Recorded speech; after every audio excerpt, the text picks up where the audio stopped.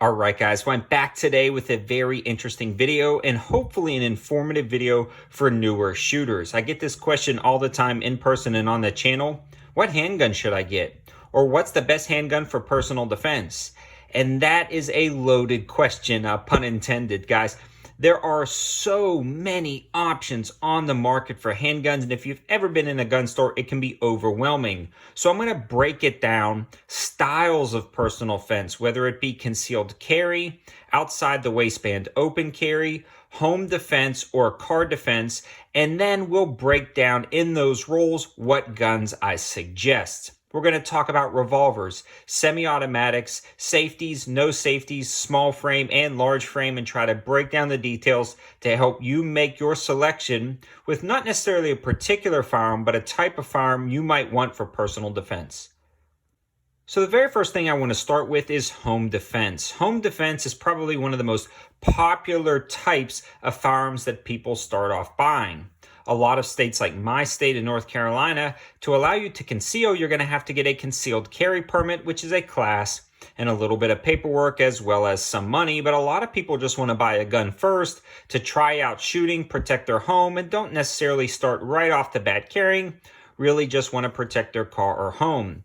So in that case, I recommend a full-size handgun, and that's the first thing I want to talk about. A lot of people go to the gun shop, they pick up a small something like a revolver or maybe a semi-automatic 380, and they say, oh, that feels nice in the hand. That's real lightweight. I think I control this pretty good. I'm going to pick something rather small. Now that is one of the first mistakes of a newer shooter. They pick up a handgun, and because they feel that it's small and lightweight, there's going to be no recoil to it and it's easy to handle. In fact, in most cases, that's the opposite. A lot of people will pick up a big, heavy gun like this CZ and say, man, that's really heavy. There's going to be a ton of recoil. It's hard to hold. But in reality, this is a soft shooting handgun. The CZ75 is one of the softest shooting 9mm handguns out there, kind of right out of the box, an all steel frame gun. And this, guys, is one of the most recoiling little guns out there as well. A 38 special aluminum frame revolver with plus P ammunition. And let me explain why, then we'll move on to some other points. You're putting an explosion, a cartridge, inside one of these guns, and when it goes off, that force goes somewhere. And a lot of times that force goes directly back into your hands and wrists. So the lighter the gun is, the more force goes into your hand. The heavier the gun is, and the heavier the operation of the gun, the more force is absorbed through the firearm itself. So if an all steel frame gun that's a semi-automatic firearm, meaning the slide goes back and forth and auto loads the next round, that is going to suck up some of that energy, and it's going to allow you to feel less recoil back in your hand. So general rule of thumb, if you buy a small 9mm and a large 9mm, the large 9mm is going to be easier to shoot when it comes to recoil and even a longer sight radius, and that's going to help you hit your target a little bit better. So that's the first thing I want to focus on, picking out a larger frame handgun for home defense. Now, in my opinion, a semi-automatic large frame 9mm is a perfect place to start for personal defense. We'll talk about a revolver option in a second. And then I break this into two categories. If you're going to be buying something for personal defense, some people want to have safeties, and I understand why, and some people don't want to have safeties, and I understand why. So for the non-safety crowd, a good striker fire gun for personal defense inside your home is a Glock 17. This is a full-size Glock 17 that holds 17 rounds of 9mm. You simply load the magazine, put it into the gun, chamber around, and now you're good to go. All you do is pull the trigger and it fires. There's no external safeties other than your trigger finger. You don't want to pull the trigger until you're ready to shoot. The other good thing about a Glock is it has a pick rail on the front where you can attach a light. And this is really key for home defense, especially at night. You want to be able to identify your targets, and having a rail on the front is definitely key and an advantage of picking a semi-auto over a revolver. So this Glock 17 is a great personal defense weapon. And again, guys, this one is clear. So now with that being said, some people want something a little bit heavier, again, because the Glock is a polymer gun. If you get an all steel frame gun, that's going to suck up the recoil a little bit more. And a lot of those steel frame guns are going to be hammer fired guns. Let me show you an example of that. Now on the back of the Glock, you'll notice that you see no hammer sticking out the back like this CZ. That's because this is a striker, almost a firing pin that gets cocked back. You release a sear and the spring-loaded firing pin hits the shell casing or the primer on the shell casing and expels the round. Now on a hammer fired gun, let's make sure it's clear. One more time, you see the hammer on the gun actually fires, hits the hammer, the firing pin, then hits the primer and discharges the weapon. Now on a hammer fired gun, you have double action and single action mode. So you're firing the gun, you're actually pulling the hammer back in double action mode, and that's actually a pretty heavy, stiff trigger. So you're not going to accidentally bump it. It's not a hair trigger, as some might say. So you're going to have to move that hammer back, then it will fire. Or if you go to chamber around, you can actually leave the hammer in the rear position, and now the trigger is lightweight. It's ultra lightweight, it's very crisp and easy to shoot. So something like this CZ is going to have a decocker, which puts the hammer in half-cock position. So the first round you fire is going to be a heavy trigger pull. You're going to pick it up out of your nightstand, you're going to grab it, and then hopefully you keep your finger off the trigger until you're ready to shoot. But in a panic, you may have it on there. You're walking down the hall with your light on, looking for the target. Boom, you fire. Then the round will expel. You'll load the new round in, and now your hammer is going to stay back. So all of the next shots are going to be single action mode with a crisp trigger. That is something to consider with a hammer-fired gun. Now, this particular hammer-fired gun does not have a safety, but this Taurus PT92 or Beretta copy does have a safety. So not only is it hammer-fired with a decocker, like the other one we talked about, this one has a built-in safety. So when the safety's on, it can't fire. You flip off the safety, heavy double-action trigger. It cycles, hammers back, and now you have a very light, crisp trigger, and you can put the safety back on. So those are some great options for home defense, either a striker fire Glock or like a hammer fired 9mm. And I hope that explains, guys, why you would want something like this. Again, the heavier, the bigger the gun in general is going to be lesser recoil if you're talking about the same cartridge in a smaller frame. The ability to add a light on the front of your gun is going to be key on a home defense gun.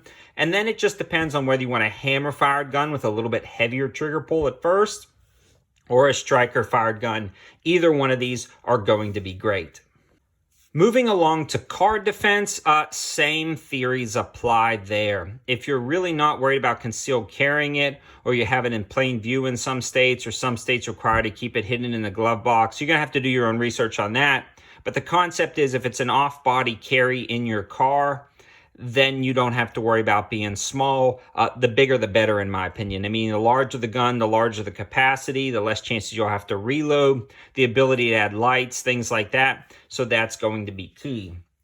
Now, when you're talking about, though, switching from car carry to concealed carry, those things start changing. Now, there's one thing I haven't mentioned, both with car carry and home defense, and that is revolvers. So a lot of people are going to maybe start leaning towards revolvers because they're very easy to use and load. You simply open up the cylinder, you drop in the rounds, you close it, and then again, you have double action mode like we talked about, where every time you pull the trigger, you're pulling the hammer back, or you have single action mode where you can cock the hammer and you have a hair trigger, a very lightweight trigger that's very crisp and clean. So if you want to take a precise shot, you simply cock the hammer back, but no need to fire the weapon. You can simply pull the trigger and cycle through the gun. Now, if something goes wrong with this, if a primer doesn't detonate or you have a bad round, you simply pull the trigger again and the next one will fire.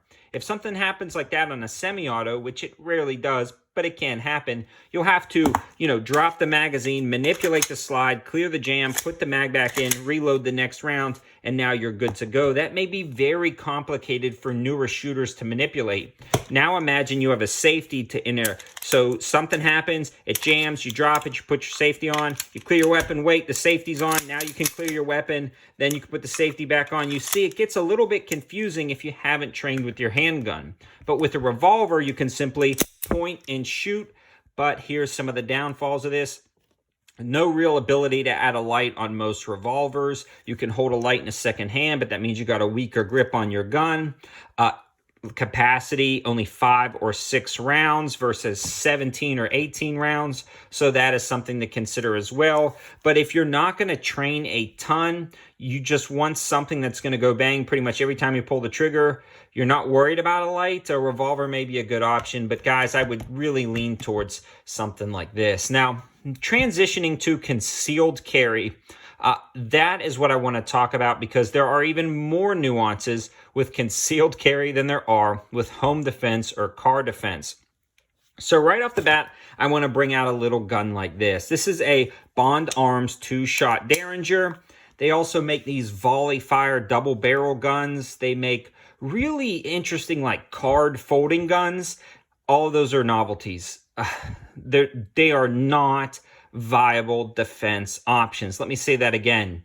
Your 2-shots or your single-shot Derringers or your little novelty volley fire guns or single-shot guns, those are novelties, and there are so many better options for concealed carry than something like this. Don't let somebody steer you towards that without truly understanding what you're getting. So I'm going to break concealed carry down into 3 main categories. The first category is going to be semi-automatic pocket pistols. The next category is going to be slim 9s, maybe a single stack 9mm, in this case a stack and a half 9mm, and then concealed carry revolvers. So these are going to be the 3 we're going to be talking about right here.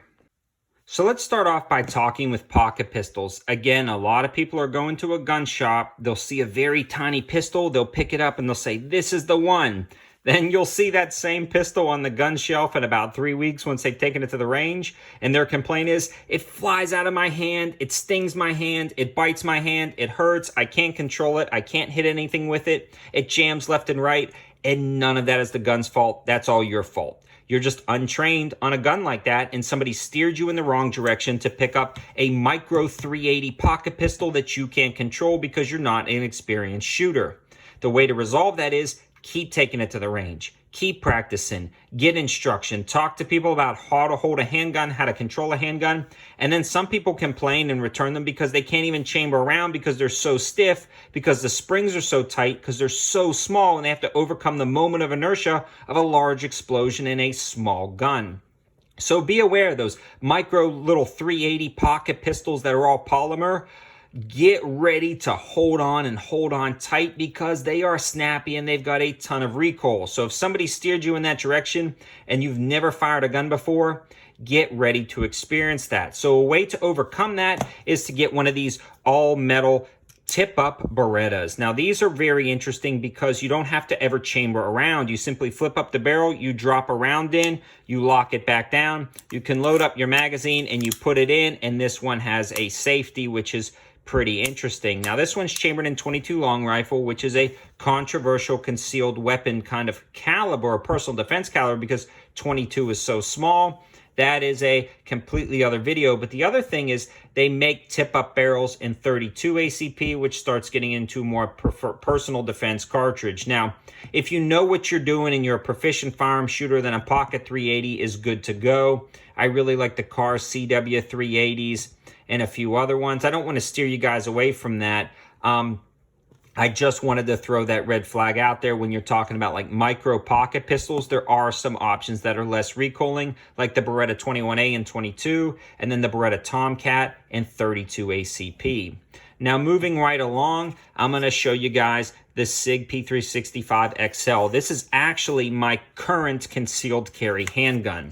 The cool thing about this handgun is it holds 12 rounds of 9mm in this really micro package. You can see it compared against the Glock 17, how small it is. That is very impressive. I also brought out a Glock 19 to show you guys. This is a mid-size Glock. You can see how small it is compared to the Glock 19, and this is the Sig P365 XL. In fact, this only holds 3 less rounds than this from the factory. Now, this is going to be interesting because you can get a full grip on it. It's definitely going to be bigger than one of those smaller pocket 380s. It's got nice serrations, but more importantly, it's going to be a little bit more controllable because you can get a full grip. The problem with something like this, it's definitely going to be bigger and you're going to have to carry it inside your waistband. But they also make the Smith & Wesson Shield, the Smith & Wesson Shield EZ, the Sig P365 XL. Taurus makes a few versions, but those are all going to be the single stack and double stack compact 9s. These are going to be good options, but again, they're going to be much more snappy than their bigger brothers, the CZ that we talked about earlier, the Beretta copies we talked about earlier, or the Glock 17. There's going to be much more recoil on this because, again, it takes the same bullet as this or the same round as this, but there's not as much mass to dampen the explosion, so you are going to feel it. A mid-size 9 is going to be snappy, but I feel like they're a little bit less snappy than those pocket 380s. And then finally, for concealed carry, a lot of people, again, are going back to revolvers. This is a 5-shot aluminum framed Smith. This is really interesting. It's got 5 shots of 38 special. Again, you're going to have a lot of recoil on here, especially with plus P ammunition, so get ready for it, kind of like those pocket 380s. But again, you have that double action mode, and then you have the single action mode where you can cock the hammer and then fire around that way. So something to consider on those guys. And it goes back to the same revolver semi-auto debate, right? You have a lot more capacity in here than here, and you can see the size difference on these guns. They're practically the same size. You get a little bit longer grip right here, but if we line them up, they're practically the same size, but you get 12 rounds versus 5 rounds. You also get the ability to add a light or an optic, things like that to this gun you don't here. And also with a simple push of a button and a swipe of a hand, you got 12 more rounds instead of open this up, kicking them out, and then loading them like that, or with a speed loader. So these are going to be much easier to reload. So I know this is a ton of information, but guys, if you follow my channel, you can actually subscribe to this channel and go through all of my reviews where I talk about in more detail what guns are good for what. But if I can break it down in a nutshell for those newer shooters, the first-time buyers who are looking to buy a gun and they don't know what to do, here's my suggestions. Go to the gun shop, hold some guns, definitely watch some more videos. But if you are just buying it for home defense, choose something like a larger framed 9mm handgun with a rail on the bottom. Either a hammer-fired gun or a striker-fired gun like this Glock. This is going to give you 15 to 17 rounds of 9mm and a light to defend yourself in your home with very minimal recoil, yet still a very good caliber for personal defense. If you're looking for a pocket gun or a concealed carry gun and you really want a pocket gun, make sure you can handle the recoil. Go to the range, try out those 380s. If they're too much for you, check out the Beretta Tomcats in 32 ACP.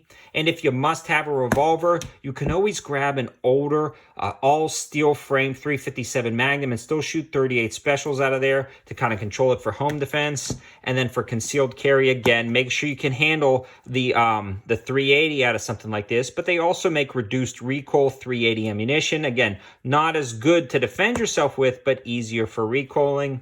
And then at the end of the day, this is one of my favorite concealed carry handguns, the Sig P365 XL, when it comes to capacity and size. So again, guys, I know it's a ton of information, but subscribe to the channel, check out my other videos, and ask any questions you have in the comment section below. And I would ask my subscribers and me to really come in and help you with all of the questions you may have. Thanks for watching, guys. Have a good one.